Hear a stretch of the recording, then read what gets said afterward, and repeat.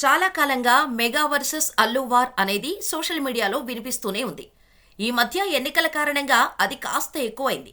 ఇక ఇప్పుడు box office war fix అవటంతో అల్లు మెగా ఫ్యాన్స్ మధ్య జరగబోయే రచ్చ మామూలుగా ఉండేలా లేదు.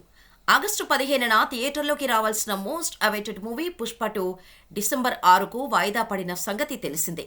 ఈ సినిమాపై పాన్ ఇండియా లెవెల్లో భారీ అంచనాలు ఉన్నాయి. ముఖ్యంగా బాలీవుడ్ ఆడియన్స్ ఈగర్గా వెయిట్ చేస్తున్నారు. అందుకే సుకుమార్ చాలా జాగ్రత్తగా ప్లాన్ చేస్తున్నాడు.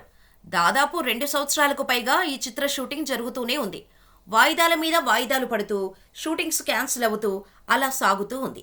ఫైనల్గా పుష్ప 2 డిసెంబర్లో రావటం పక్కా అని క్లారిటీ ఇచ్చేశారు మేకర్స్. అయితే అదే డిసెంబర్లో రామ్ చరణ్ గేమ్ చేంజర్ కూడా రాబోతోంది. శంకర్ దర్శకత్వంలో తెరకెక్కుతున్న ఈ సినిమా షూటింగ్ 3 ఏళ్లుగా జరుగుతూనే ఉంది.